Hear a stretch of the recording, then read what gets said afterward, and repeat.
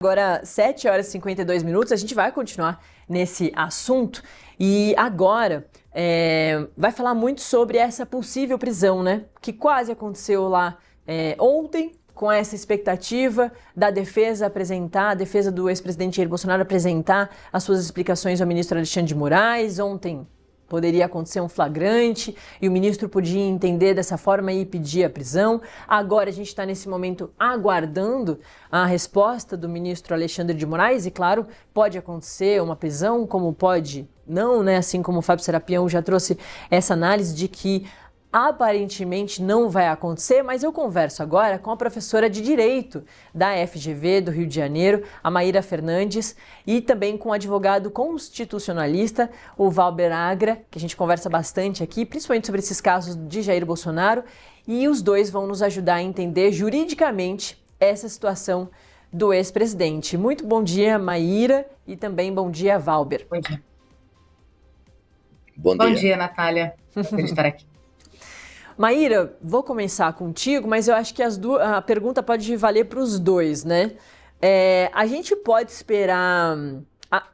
Agora, na verdade, a gente pode esperar que os dois lados esticaram a corda, mas também agora os dois lados podem estar nesse momento em que colocaram a bola no centro do campo e vão esperar. A defesa disse, eu preciso de mais explicações para entender até onde o meu cliente pode ir, ao mesmo tempo que vou deixar meu cliente em silêncio e recolhido.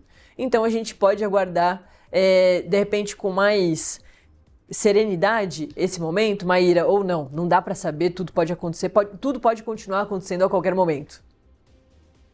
Bom dia, Natália. Bom, um processo como esse, de fato, tudo pode acontecer a qualquer momento, mas o esperado é sim que tudo fique calmo.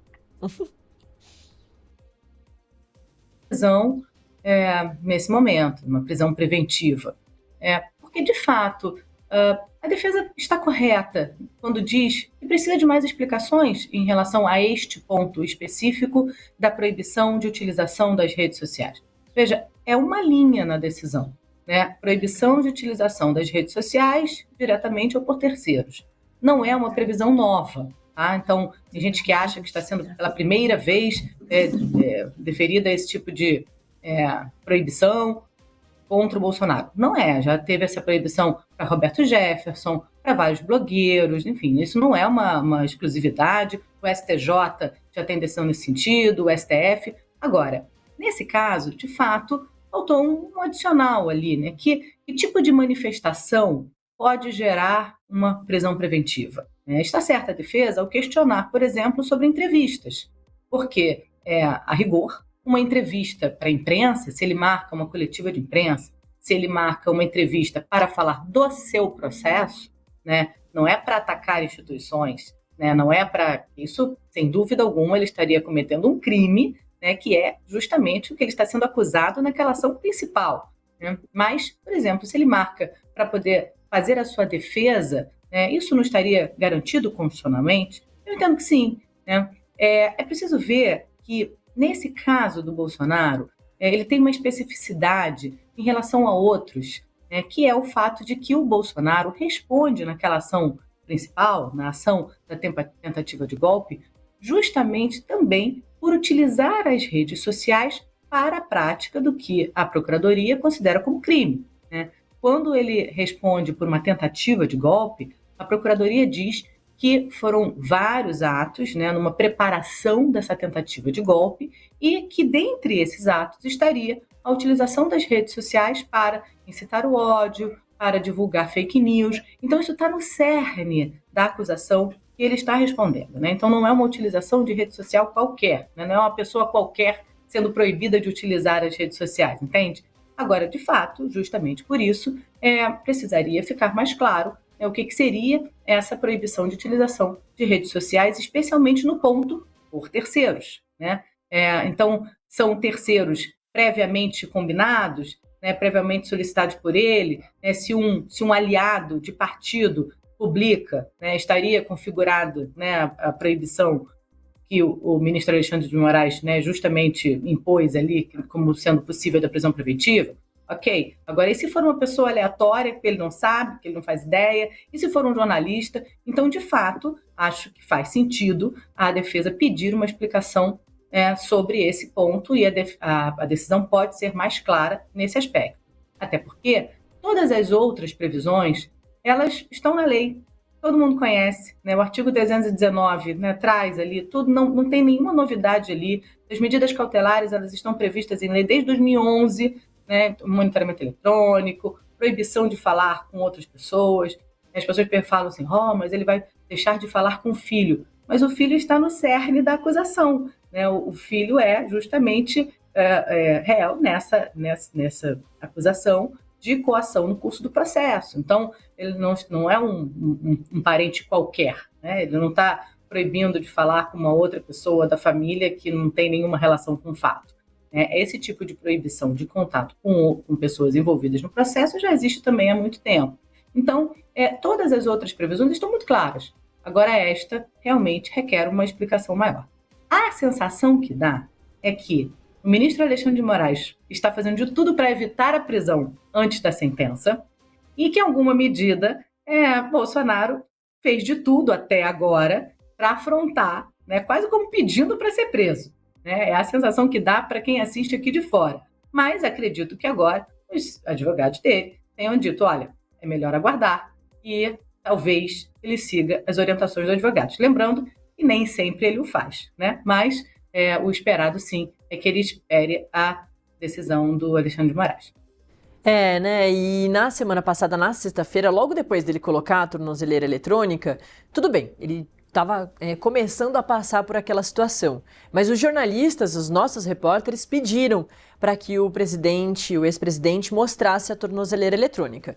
E ele não quis. E disse a mesma coisa, inclusive, depois quando ele mostrou, que era a extrema humilhação que ele já tinha passado na vida. Só que daí, na segunda-feira, dias depois, ele quis fazer isso, né? Ele cancelou as entrevistas, mas foi ao Congresso, fez uma reunião com os seus colegas parlamentares ali e quis falar com a imprensa de forma indireta, ou seja, não respondeu às perguntas dos jornalistas que estavam ali fazendo várias perguntas, mas as pessoas estavam em volta dele e ele levantou a calça e aí ele quis mostrar a tornozeleira eletrônica, mas repetiu que era a extrema humilhação.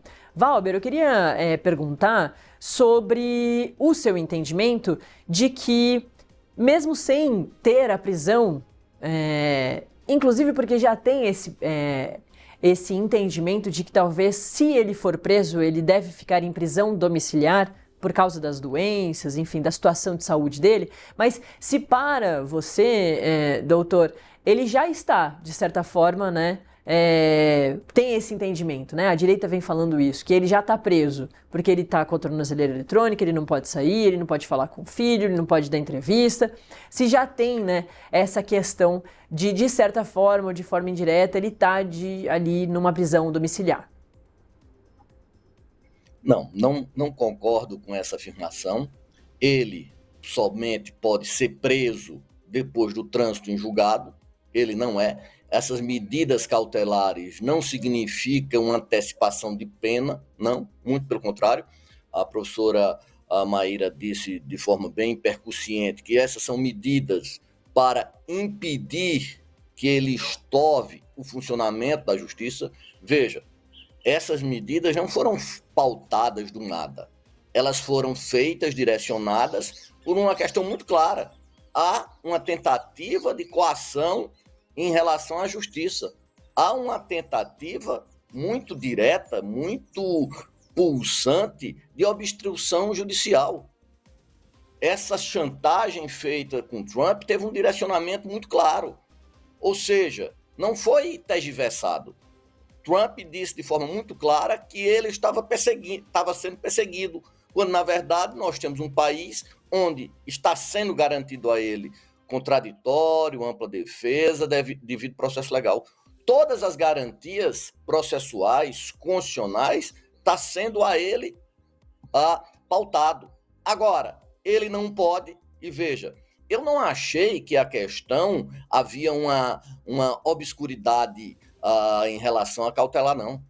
ele não pode usar a mídia social de forma direta nem indireta, porque se ele pudesse usar a mídia social de forma indireta, esse impedimento não teria validade nenhuma. Então, o que o ministro ontem fez, o ministro Alexandre de Moraes, foi clarear isso. Para mim é muito claro. Eu acho que não tem mais aí o que esticar a corda. Acho que o ministro não vai decretar uma preventiva nesse exato momento, mas se ele descumprir, em razão de reiterados descumprimentos, não tenho dúvida nenhuma que ele vai ser, obviamente, apenado com a prisão. Não acho que, no primeiro momento, será uma domiciliar. Se ele descumprir essas medidas, eu creio que ele deverá ser punido com a prisão imediata. Em razão de quê? Volto a enfatizar, em razão de reiterados descumprimentos de um mandamento legal que ele tergiversa em descumprir. Eu queria perguntar justamente esse finalzinho da fala do Valber. Agora, com a explicação de Alexandre de Moraes, a partir do pedido, né, da defesa, a defesa devolveu, né, para o ministro. Falou, olha, para a gente não ficou claro, para a gente ficou muito claro de que ele não descumpriu, mas mesmo assim vamos segurar ele vai ficar em silêncio, recolhido, mas a gente quer essa explicação. Ele pode dar entrevista ou não. Mas aí, a partir do momento que o ministro responder e... enfim, esclarecer esse ponto, se ele fizer isso, aí fica muito claro, teoricamente, e a qualquer momento, se Jair Bolsonaro sair da linha, ele pode ser preso, inclusive em flagrante, né, doutora? Pode, ele pode ser preso. Essas medidas impostas, elas são medidas alternativas à prisão. Né? Então, na verdade, é como se o ministro pudesse ter decretado a prisão preventiva. Um dos fundamentos, por exemplo, é o risco de fuga. Toda a fundamentação de que haveria ali um risco de fuga e há, na visão do ministro, precedentes, porque Bolsonaro ficou 2 dias na Embaixada da Hungria, né? Toda essa manifestação de apoio dos Estados Unidos, né? Essas ameaças de sanção, a coação no curso do processo, ela pressupõe violência ou grave ameaça, né? E aí considera-se que essa grave ameaça de causar um mal para o país todo, né? Para pressionar os julgadores, pressionar os ministros. Essas ameaças, elas começam a se concretizar na medida em que veio a taxação, a revogação dos passaportes dos ministros e tudo mais. Então, é como se o ministro pudesse já ter decretado a prisão, mas optou por adotar medidas alternativas à prisão, justamente porque são menos severas, né? A prisão como, né, medida, descumpridas, a lei é clara, realmente, a prisão preventiva, sim, ele pode ser preso imediatamente. E aí, claro, sim, pode ser substituída a prisão num presídio pela prisão domiciliar, mas no primeiro momento ali a da decretação da prisão. De fato, assim, agora o que se espera é que efetivamente ele fique, né, esperando, né, essa decisão e que, né, se a defesa, né, tiver explicado bem para Bolsonaro, ele efetivamente não pode nem pensar em descumprir essas medidas, porque a consequência é essa, assim, a consequência é a prisão, né? Então, para ele descumprir, é realmente quase uma vontade de ser preso, porque Alexandre de Moraes não poderia ter sido mais claro. Não à toa, quando ele dá a decisão, ele pede para a defesa esclarecer no prazo de 24 horas sob pena de prisão preventiva. Mas, claro, isso é impossível, né? Então, realmente, se descumpridas as medidas, sim, ele pode ser preso. E, doutor, ele sendo preso, como é esse processo, né? Porque é um inquérito sobre o filho dele, sobre Eduardo Bolsonaro, que, para a justiça, ele pode utilizar, né, enfim, tentar conseguir a ajuda do governo americano para que isso influencie nas medidas aqui do Brasil, do próprio governo brasileiro. Tem todo esse entendimento, essa busca, na verdade, do entendimento, desse papel de Eduardo Bolsonaro, que era o deputado estava licenciado, agora não está mais, acabou, né, esse período da licença, se ele está agindo lá nos Estados Unidos. Então é um inquérito sobre o Eduardo Bolsonaro, mas que Jair Bolsonaro está aqui no Brasil e recebeu essas medidas restritivas. Se ele for preso, descumpra essas medidas do ministro Alexandre de Moraes, não consiga aí, seguir nessa segunda chance que o ministro pode dar a ele a partir de hoje, assim que ele responder. Como é que é esse processo? Ele fica até quando? Até porque ele tem esse julgamento da trama golpista, que daí um inquérito que ele é réu e que a PGR diz que ele pode ser o líder, inclusive, da trama golpista. A PGR pediu a condenação dele, o julgamento vai ser marcado, mas tem a expectativa de que seja lá em setembro.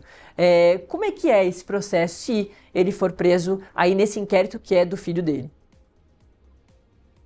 Veja, esse processo é um processo ao qual o Eduardo ele é réu confesso. Ele diz de forma muito clara, reiteradas vezes, que está buscando coagir a justiça brasileira. Ele não diz com essas palavras, mas todo o contorno, as circunstâncias são nesse sentido. Então, ele é réu confesso. Não acredito, por uma questão de consequências políticas, que o ministro tenha intenção nesse processo, que ainda está na sua fase inicial, que ainda não teve dilação probatória. Eu não tenho dúvida que a pretensão do ministro não é a punição do ex-presidente nesse processo determinado. Contudo, todavia, ele está indo além. Ele está passando, ele gosta muito de uma expressão das 4 linhas do campo, às quais ele nunca cumpriu essas 4 linhas. Mas veja, se eu não tenho dúvida nenhuma, se ele for com esse ânimos de contradizer, esse ânimos de afrontar as decisões do ministro Alexandre de Moraes, eu não tenho a menor sombra de dúvida que ele vai ser sancionado com a sua privação da sua liberdade. Contudo, eu acredito que o objetivo desse processo determinado não é o de Jair Bolsonaro, e sim o do seu filho, que é um processo de qualquer forma simples, porque, como eu já disse anteriormente, houve uma confissão expressa, explícita, dos desideratos que ele está tentando fazer, que é a obstrução da justiça, coação, de forma muito clara. Quanto à questão do assinte à soberania nacional, que é o artigo 359, eu tenho certas dúvidas a respeito se há um enquadramento nesse caso específico. Eu tenho minhas ressalvas, mas nos 2 outros eu não tenho nenhum tipo de ressalva e acho que essa tipificação ela é cristalina. Maíra, eu vi que você concordou ali nesse último ponto que o Valber trouxe, queria que você falasse sobre isso também, essa questão, né, da soberania nacional. Eu concordo. É porque uma coisa é nós falarmos assim, genericamente falando, né? Há uma afronta à soberania nacional? Há um desrespeito à soberania nacional? Há, leigamente falando, né? Mas o tipo penal, né, que está imputado ali, e é importante a gente entender que tudo ali o que envolve, não envolve crimes, né? Ele exige mais, ele exige uma ameaça de guerra, sabe? Então, é um tipo penal muito específico, né, que não me parece que se enquadre nessa circunstância. Embora leigamente falando, a gente possa dizer que é um desrespeito à soberania nacional.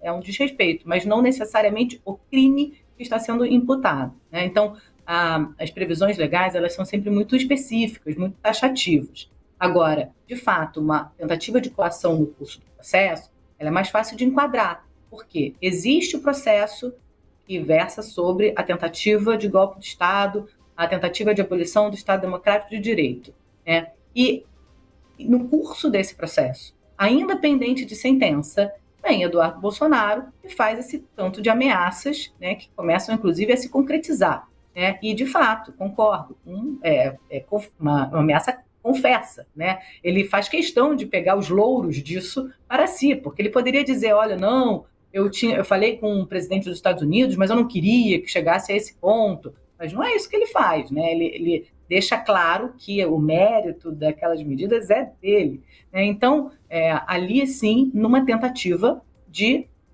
fato, constranger os julgadores, constranger os ministros, né, a proferir determinada decisão. Então, me parece bastante claro que pode sim ser certificada a coação no curso do processo, e o Jair Bolsonaro entra nesse processo, que é um processo à parte, por conta da transferência de 2 milhões para Eduardo Bolsonaro, né, que entende-se que ele estaria financiando aí as ações do filho, né? Mas, de fato, o processo tinha sido inicialmente instaurado para Eduardo Bolsonaro.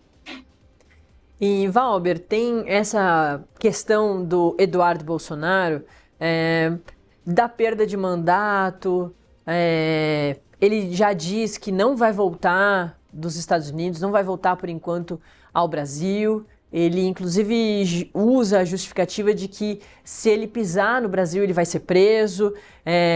Ele quis comparar a situação dele com a de Carla Zambelli lá atrás, quando Carla Zambelli, enfim, passou a ser foragida, né? Teve a prisão dela pedida, mas ela está na Itália, enfim, está nessa situação ainda também um pouco subjetiva, né? A gente não sabe o que vai acontecer com a Carla Zambelli, inclusive a questão da perda do mandato. Mas aí, em relação ao Eduardo Bolsonaro, assim como você bem pontuou, ele esse inquérito ainda está numa fase muito inicial.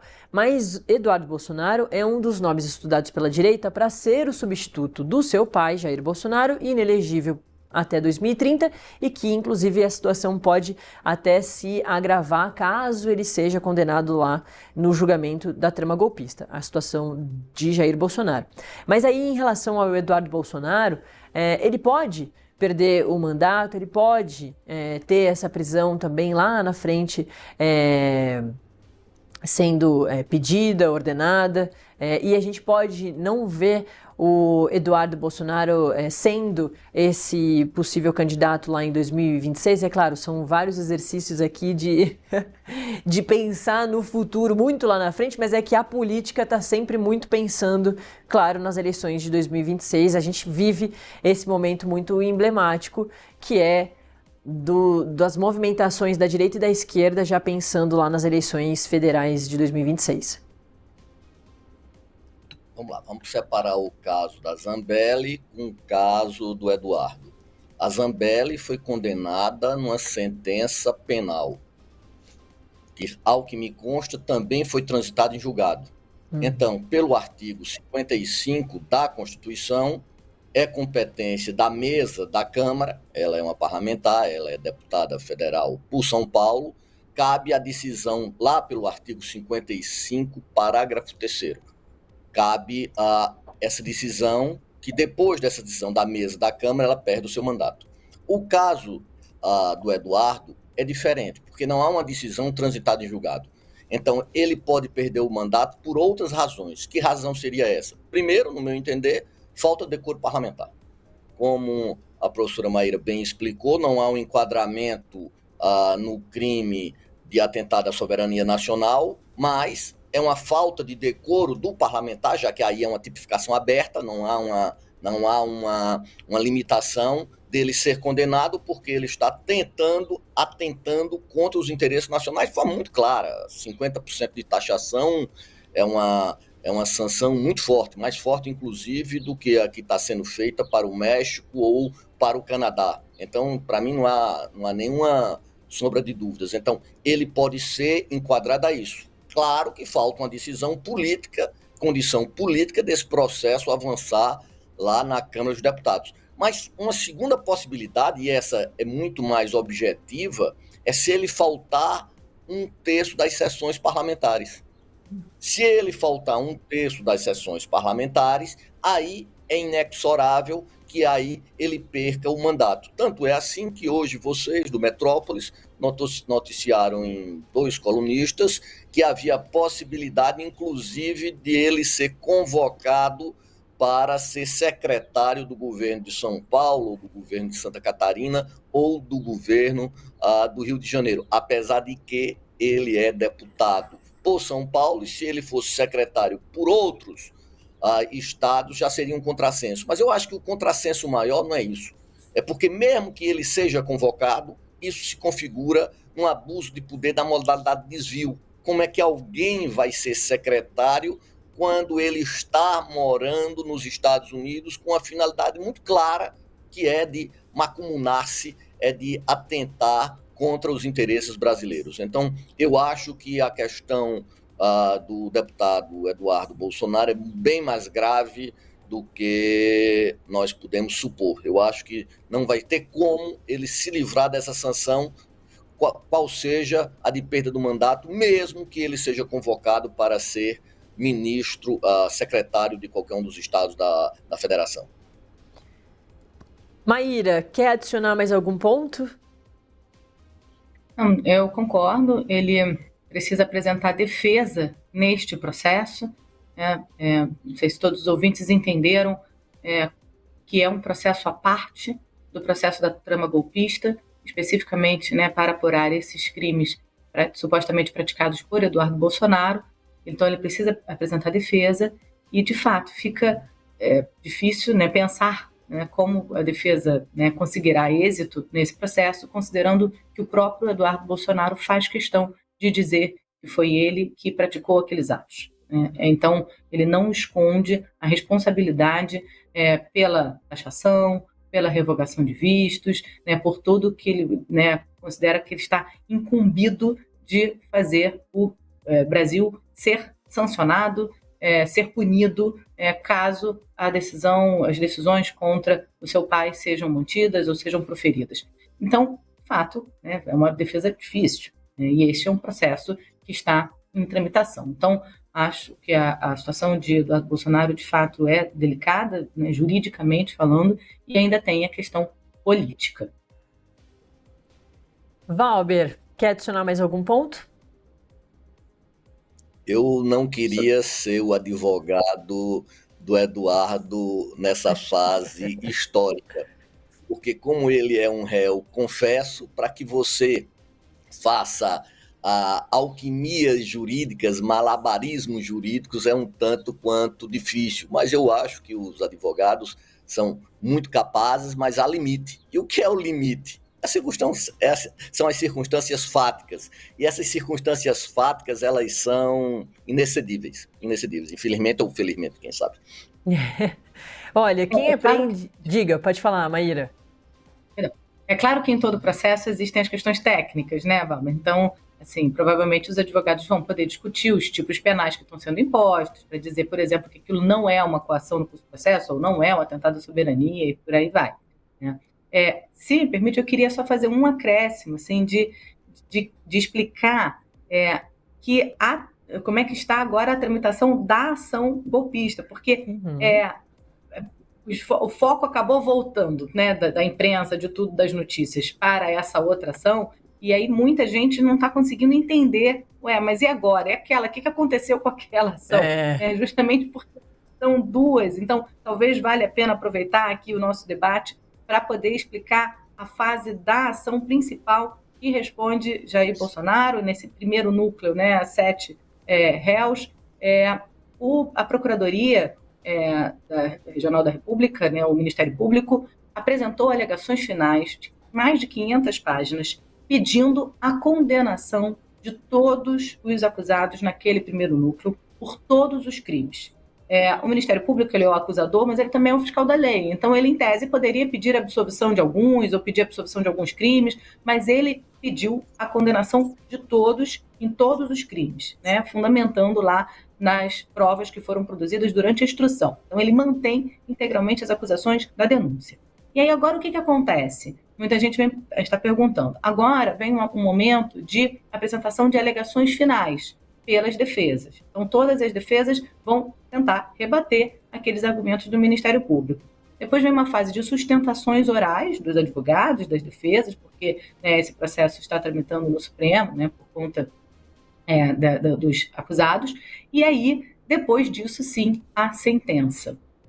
E aí muita gente pergunta também, mas e aí? O caso está tramitando no Supremo, o que cabe em termos de recurso? Acho que vale a pena também explicar. Cabem embargos de declaração, né, que sempre cabe, por eventual contradição, obscuridade, né, contradição. Cabe também, se tiver um voto divergente, e é ao que tudo indica, pode ser que tenha um voto divergente do ministro Luiz Fux, por exemplo, que já fez uma manifestação, né, nesse outro caso processo, agora, né? Caso agora, então é possível, né, não dá para pôr, mas é possível que o Fux divirja. Havendo voto divergente, caberá o que a gente chama de embargos infringentes, que vai para o julgamento do plenário. E aí, neste julgamento do plenário, votam ministros que não votam na primeira turma, né? E aí, esses embargos infringentes poderiam ter um efeito, né, até de reverter eventual decisão.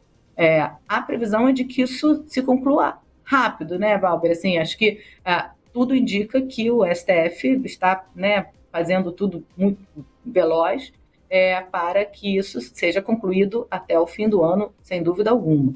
Então, até o fim do ano, nós teremos aí uma sentença que pode condenar ou absolver parte, né, ou totalmente ou parcialmente os acusados. Então, de fato, assim, são processos divergentes, né, diferentes, mas ligados, obviamente. Então, Bolsonaro, por exemplo, está respondendo a um outro processo, eventualmente, descumprir medidas cautelares impostas nele, né, que pode ensejar uma prisão, óbvio que pode ter um efeito nesse outro processo principal, porque ele vai ser sentenciado. E isso pode ter um efeito, inclusive, na fixação da pena, né? Bolsonaro, por exemplo, descumprir neste ponto das redes sociais pode ter um efeito muito grande, porque uma acusação importante nesse processo da trama golpista é justamente a utilização das redes sociais para incitar o ódio, para divulgar fake news. Então, assim, se ele apenas concede uma entrevista explicando o processo, dizendo fui injustiçado, né, aqui está minha defesa, não acredito que ele cometa crime que vá prejudicá-lo. Mas se ele usa isso para, mais uma vez, tentar descredibilizar as instituições democráticas, né, mais uma vez fazer um ataque às instituições democráticas, acho que sim, isso pode gerar um efeito ruim, né, no outro processo. Então, por isso, o silêncio ali agora, né, ele ficar mais comedido, pode ser importante para uma pessoa que está às vésperas de ser sentenciada, né? Então, essa é a recomendação, por isso que as questões estão intimamente interligadas, e essa proibição da utilização das redes sociais, ela não é uma proibição qualquer, considerando as acusações que pesam, né, para Jair Bolsonaro. Não à toa, assim, ele não fez uma manifestação qualquer também na Câmara dos Deputados. Ele escolhe um lugar específico, não foi em qualquer lugar, foi na Câmara dos Deputados, né? Então, ele não faz essa manifestação, sei lá, né, na casa dele. Ele faz na Câmara dos Deputados e ele faz, claro, um tom de deboche, né? Assim, ele faz um deboche da decisão do STF, mas se ele, além disso, fizer manifestações que tentem descredibilizar as instituições democráticas, pode ser que isso tenha, sim, um impacto no julgamento da ação da trama golpista. É só o que eu gostaria de acrescentar. Muito obrigada, Maíra Fernandes e também Valber Agra, nossos advogados aqui, falando sobre todos esses meandros de trama golpista, do inquérito de Eduardo Bolsonaro e de tudo que está surgindo, inclusive de tarifaço, né, com o presidente Donald Trump, que também está muito envolvido, principalmente nessa questão do ex-presidente Jair Bolsonaro, em que o Trump diz que é uma perseguição política, que a justiça brasileira vem fazendo uma caça às bruxas em relação ao ex-presidente Jair Bolsonaro. Então está tudo muito interligado. Até na própria trama golpista, eu e Valber falamos sobre isso na semana passada, sobre o quanto foi importante ali para a justiça fatiar, né, a trama golpista em vários núcleos, justamente porque eram várias frentes de trabalho, muitas pessoas ali envolvidas, e que tem sido importante para que a própria justiça se organize nesses futuros julgamentos e nessas análises agora, nesses vários momentos, né? Os núcleos 2, 3 e 4, agora nessas semanas estão passando pelas fases que a gente já viu o núcleo 1 passar, que foram das oitivas, os interrogatórios também vão acontecer aí, já estão para começar. Então, e aí depois esses 3 núcleos vão passar pela fase que o núcleo 1 está passando agora, da Procuradoria-Geral da República, apresentar o seu relatório final, depois as defesas, e aí sim os julgamentos. Então, São muitos dias aí pela frente para a gente falar bastante sobre isso, mas que, claro, eu vou contar com profissionais como a Maíra e o Valber para nos ajudar aqui a entender tudo. Muito obrigada, viu? Os dois foi excelente, a gente sempre aprende muito com vocês. Obrigada. Obrigada, bom dia, Obrigado. prazer.